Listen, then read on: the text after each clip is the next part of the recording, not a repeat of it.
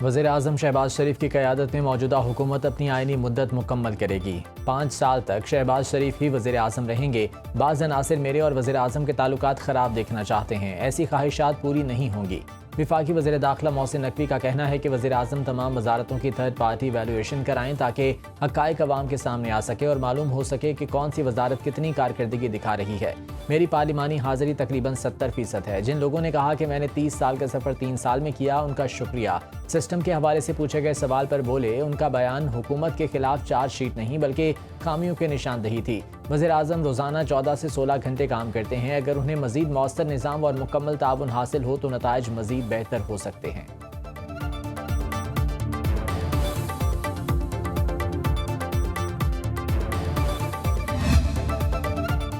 وزیر اعظم شہباز شریف آج 2 روزہ دورے پر سعودی عرب روانہ ہوں گے۔ ان کے ہمراہ اعلیٰ سطح کا وفد بھی ہوگا۔ ذرائع کے مطابق دورے کے دوران وزیر اعظم سعودی ولی عہد محمد بن سلمان سے اہم ملاقات کریں گے، جس میں 2 طرفہ تعلقات اور خطے کی مجموعی صورتحال پر غور کیا جائے گا۔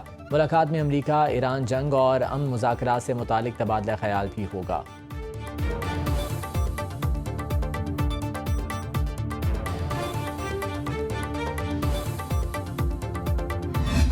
پاکستان خطے میں امن کے لیے مخلصانہ کوششیں جاری رکھے گا۔ امید ہے پاک ایران تجارت کا حجم 10 ارب ڈالر تک پہنچے گا۔ وزیر اعظم شہباز شریف کی ایرانی وزیر تجارت محمد عطابک کی سربراہی میں 6 رکنی وفد سے ملاقات میں گفتگو۔ شہباز شریف نے کہا، ایرانی صدر ڈاکٹر مسعود پزشکیان سے حالیہ ملاقات میں مثبت گفتگو ہوئی۔ ملاقات میں 2 طرفہ امور سمیت دیگر معاملات پر تبادلہ خیال۔ فریقین میں سرحدی تجارت، 24 گھنٹے بارڈر کھلا رکھنے، لاجسٹکس، کسٹمز تعاون اور کان کنی خصوصاً قیمتی پتھروں کی پروسیسنگ میں تعاون بڑھانے پر اتفاق ہوا۔ ایرانی وزیر سید محمد عطابک نے خطے میں امن کے لیے پاکستان کی سفارتی کوششوں کو سراہا۔ انہوں نے کہا کہ ایران پاکستان کے ساتھ اقتصادی اور تجارتی تعلقات کو مزید وسعت دینا چاہتا ہے۔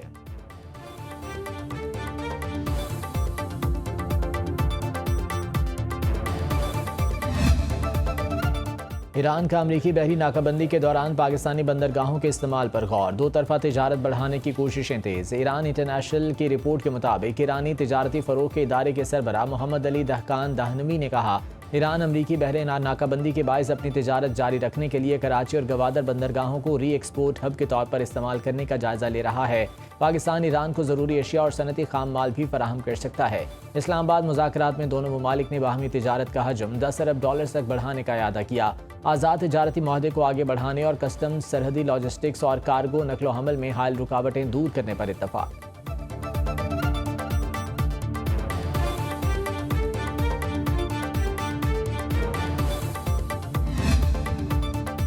آبنہ ہرمز پر عارضی معاہدے کی کوششیں تیز۔ امریکہ، ایران اور عمان کے درمیان آج اہم اعلان متوقع۔ مجوزہ معاہدے کے تحت آبنہ ہرمز میں 60 روزہ عارضی انتظام قائم کیا جائے گا، جس میں توسیع بھی ممکن ہوگی۔ خلیج میں داخل ہونے والے بحری جہاز ایرانی پانیوں کے شمالی راستے سے گزریں گے۔ باہر جانے والے جہاز عمانی پانیوں کا جنوبی راستہ استعمال کریں گے۔ کوئی ٹول یا فیس وصول نہیں کی جائے گی۔ 30 دن کے اندر بحری سرنگوں کی صفائی کا عمل مکمل کر لیا جائے گا۔ مذاکرات میں عمان کے ساتھ قطر، پاکستان اور سعودی عرب نے ثالثی کا کردار ادا کیا۔ امریکی ایلچی سٹیو وٹکوف، ایرانی وزیر خارجہ عباس اراغچی اور عمانی وزیر خارجہ بدر البوسعیدی میں رابطے رہے۔ معاہدہ امریکہ اور ایران کے درمیان جنگ بندی اور جوہری مذاکرات بحال کرنے کی کوششوں کا حصہ ہے۔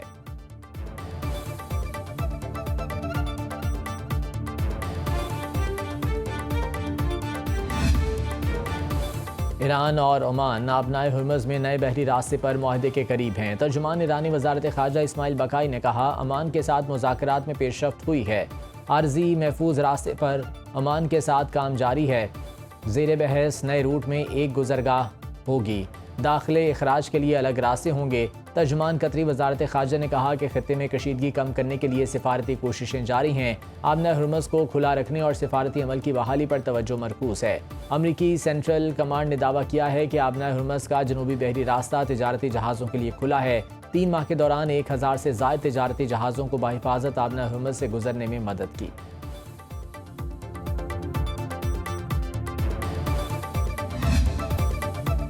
ٹرمپ کی ایران کو پھر سخت کارروائی کی دھمکی۔ کہا، تہران معاہدے سے پیچھے ہٹا تو شدید حملوں کا سامنا کرنا ہوگا۔ امریکہ نے ایران کو بہت سخت نقصان پہنچایا، بڑا حملہ ابھی باقی ہے۔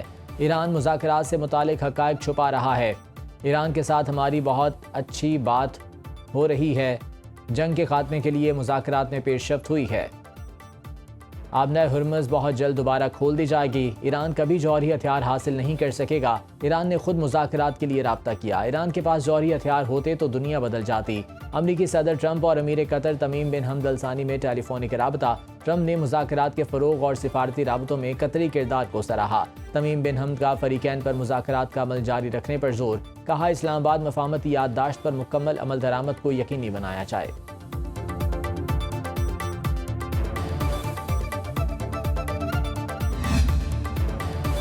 امریکہ کے اہم ترین میزائل ڈیفنس سسٹم تھاڈ کے 80% انٹرسیپٹرز ختم ہو گئے۔ ایران کے خلاف جنگ میں امریکی فوج کے طویل فاصلے تک نشانہ لگانے والے میزائلوں کا ذخیرہ انتہائی کم ہو گیا۔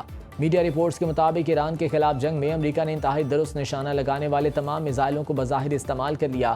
گولہ بارود کے کم ہوتے ذخائر اور مشرق وسطیٰ میں امریکی اتحادیوں پر ایران کی ممکنہ جوابی کارروائی کے خدشات نے صدر ڈونلڈ ٹرمپ کو ایرانی تنصیبات پر بڑے پیمانے پر حملوں کا منصوبہ منسوخ کرنے پر آمادہ کیا۔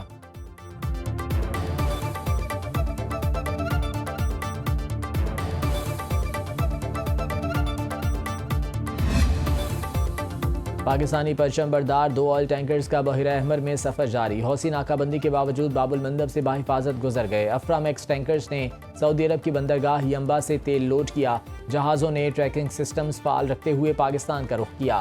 یمن کے قریب بھارتی کارگو جہاز بحیرہ احمر میں پروجیکٹائل حملے کے بعد ڈوب گیا۔ کوسٹ گارڈز نے جہاز کے تمام عملے کو بحفاظت بچا لیا۔ جہاز پر 13 بھارتی شہری اور 1 یمنی سوار تھا۔ تمام 14 افراد کو بندرگاہ الحدیدہ کے جنوب میں حملے کے بعد ریسکیو کر لیا گیا۔ حملے کا ذمہ دار حوثیوں کو ٹھہرایا گیا۔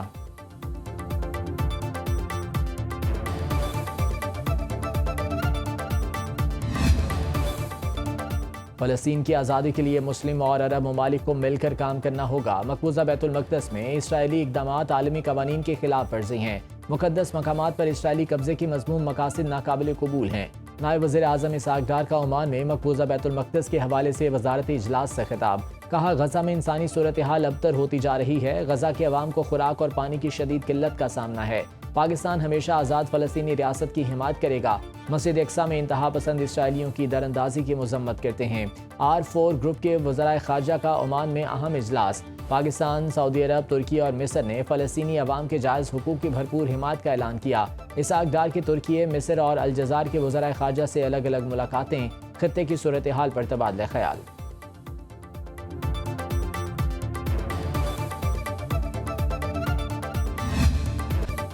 پاکستان اور امریکہ کا انسداد دہشت گردی شراکت داری کو مزید مضبوط بنانے کا اعادہ۔ کل عدم داعش خراسان، القاعدہ، تحریک طالبان پاکستان اور بلوچستان لبریشن آرمی سمیت دہشت گرد تنظیموں کے خطرات سے نمٹنے پر اتفاق۔ واشنگٹن میں مذاکرات کے چوتھے دور کا اعلامیہ جاری۔ دہشت گردی کے خلاف مشترکہ مفادات اور تعاون کو مزید فروغ دینے پر زور۔ ترجمان دفتر خارجہ کے مطابق پاکستان اور امریکہ کے وفود کا دہشت گردی کے موجودہ خطرات کی صورتحال پر تفصیلی تبادلہ خیال۔ انسداد دہشت گردی تعاون کو مزید مؤثر بنانے کے مختلف امکانات کا جائزہ، سرحدی سلامتی کو مزید مضبوط بنانے اور دہشت گردوں کے سہولت کار نیٹ ورکس کو توڑنے کے اقدامات پر اتفاق۔ دہشت گردی کے خلاف مشترکہ کوششوں کو مزید مؤثر اور نتیجہ خیز بنانے کے عزم کا اعادہ۔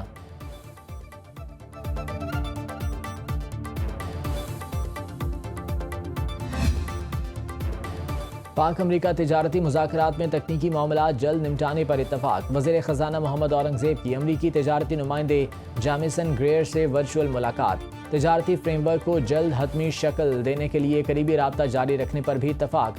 محمد اورنگزیب کا پاکستانی اور امریکی ایکسپورٹ امپورٹ بینک کے درمیان تعاون جاری رکھنے کی ضرورت پر زور۔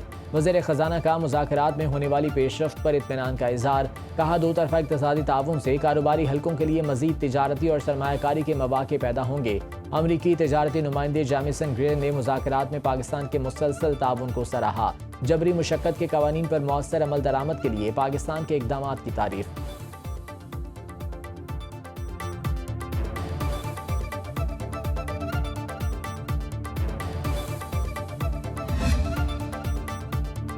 مسلم لیگ نون اور پیپلز پارٹی میں تناؤ ایوان صدر تک پہنچ گیا۔ صدر مملکت نے جوڈیشل کمیشن کی سفارشات پر تاحال دستخط نہیں کیے۔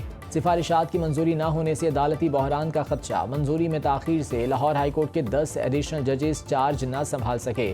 پشاور ہائی کورٹ کے 4 ایڈیشنل ججز کی کنفرمیشن بھی نوٹیفیکیشن کے منتظر۔ جوڈیشل کمیشن نے 20 اور 21 جولائی کو اہم فیصلوں کی منظوری دی تھی۔ صدارتی توثیق میں تاخیر کے خلاف ایڈوکیٹ لقمان ظفر نے اسلام آباد ہائی کورٹ میں درخواست دائر کر دی، جس میں استدعا کی گئی ہے کہ صدر کو ان کے سیکریٹری کے ذریعے ججی تعیناتی کی سمری منظور کرنے کی ہدایت کی جائے۔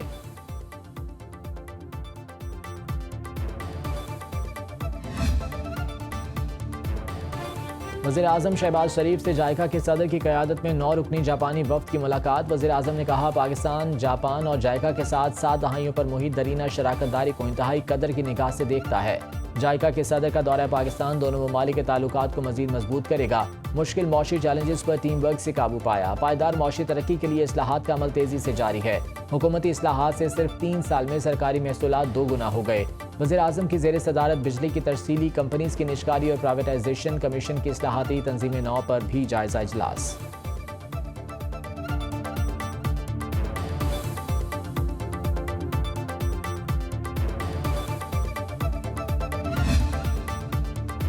صومالیہ کے وزیر دفاع کا نیول ہیڈ کوارٹرز اور ایئر ہیڈ کوارٹرز اسلام آباد کا دورہ۔ ایس پی آر کے مطابق صومالی وزیر دفاع نے chief of the naval staff admiral Naveed Ashraf سے ملاقات کی۔ بحری سلامتی، دفاعی تعاون اور پیشہ ورانہ روابط کے فروغ سے متعلق امور پر تبادلہ خیال۔ پاک بحریہ کے سربراہ نے صومالیہ کے ساتھ دفاعی تعلقات مزید مضبوط بنانے کے عزم کا اعادہ کیا۔ صومالی وفد نے پاک فضائیہ کے سربراہ air chief marshal Zaheer Ahmed Babar Sidhu سے بھی ملاقات کی۔ پاک فضائیہ اور شمالی فضائیہ کے درمیان تربیت، استعداد کار اور دفاعی تعاون بڑھانے پر اتفاق۔ ایئر چیف نے پاک فضائیہ کی مقامی دفاعی صلاحیتوں اور پیشہ ورانہ تربیت کے معیار پر روشنی ڈالی۔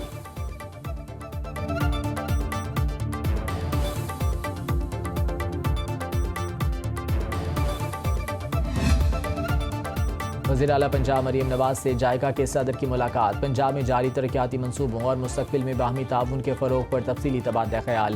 تعلیم، صحت، غذائیت، خواتین کو بااختیار بنانے اور انسانی وسائل کی ترقی کے شعبوں میں تعاون مزید بڑھانے پر اتفاق۔ مریم نواز کا جائکا کے تعاون سے فیصل آباد کی طرز پر واٹر سپلائی، سینیٹیشن اور اربن انفراسٹرکچر ماڈل کو دیگر شہروں تک توسیع دینے میں دلچسپی کا اظہار۔ جاپان انٹرنیشنل کوآپریشن ایجنسی کے صدر نے کہا ادارہ پنجاب حکومت کے ساتھ تعلیم، صحت، خواتین کو بااختیار بنانے اور انسانی وسائل کی ترقی کے شعبوں میں باہمی تعاون کو مزید مضبوط بنانے کے لیے پرعزم ہے۔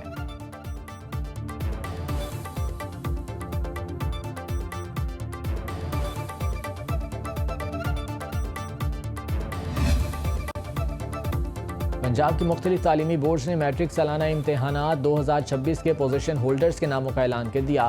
مجموعی پہلی پوزیشن پتو کی سے تعلق رکھنے والی نجی اسکول کی طالبہ امینہ محبوب نے 1192 نمبرز حاصل کر کے اپنے نام کی۔ دوسری پوزیشن دانش ہائی اسکول راجن پور کے طالب علم نے 1191 نمبرز کے ساتھ حاصل کی، جبکہ تیسری پوزیشن جوہر ٹاؤن لاہور کی طالبہ عزوہ جاوید نے 1190 نمبرز لے کر حاصل کی۔ آرٹس گروپ بوائز میں محمد عبداللہ 1126 نمبروں کے ساتھ پہلے نمبر پر رہے۔ محمد بلال بیگ نے 1112 نمبروں کے ساتھ دوسری، اماد حفیظ نے 1109 نمبروں کے ساتھ تیسری پوزیشن حاصل کی۔ تمام نتائج کا باقاعدہ اعلان آج کیا جائے گا۔ لاہور بورڈ میں 2,85,800 طلبہ نے امتحان دیا۔ سندھ کابینہ نے انسداد دہشت گردی ایکٹ 1997 میں مجوزہ ترامیم کی منظوری دے دی۔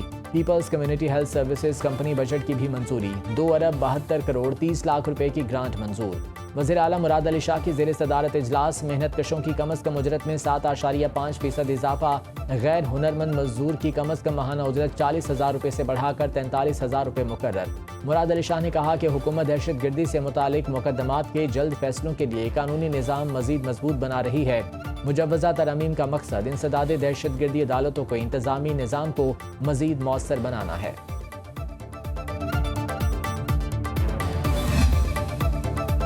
آزاد کشمیر قانون ساز اسمبلی الیکشن کا تیسرا مرحلہ 10 اگست کو پونچھ ڈویژن میں ہوگا۔ مظفر آباد میں LA27 پر نون لیگ، LA28 پر پیپلز پارٹی کامیاب۔ غیر سرکاری اور غیر حتمی نتائج کے مطابق نون لیگ کی نورین عارف اور پیپلز پارٹی کے بازل نقوی فاتح قرار۔ دوسرے مرحلے میں 21 میں سے 15 سیٹیں نون لیگ نے جیت لیں۔ پیپلز پارٹی نے 6 سیٹوں پر کامیابی حاصل کی۔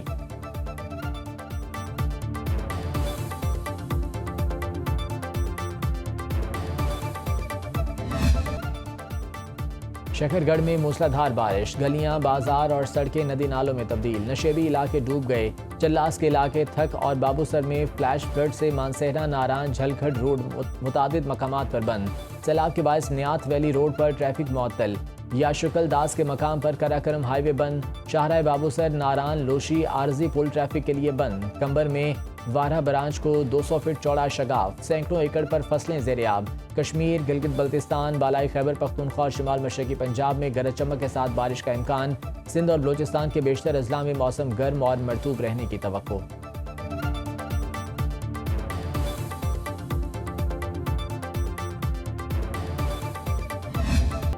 اور ملک بھر میں جشن آزادی شایان شان طریقے سے منانے کی تیاریاں، شہر شہر آرائشی سامان کے سٹال سج گئے۔ ملتان کے چوک شہیدہ میں سبز ہلالی پرچموں کی بہار۔ دکانداروں کا کہنا ہے جنوبی پنجاب بھر سے آرڈرز اور سامان کی ترسیل جاری ہے، مناسب ریٹ کی وجہ سے زیادہ آرڈر مل رہے ہیں۔ علی پور چٹھا میں بھی جگہ جگہ سٹال سج گئے، ہر طرف سبز ہلالی پرچموں کی بہار۔ بیجز اور جھنڈیوں کے ساتھ جشن آزادی کی مناسبت سے ملبوسات کی خریداری بھی کی جا رہی ہے۔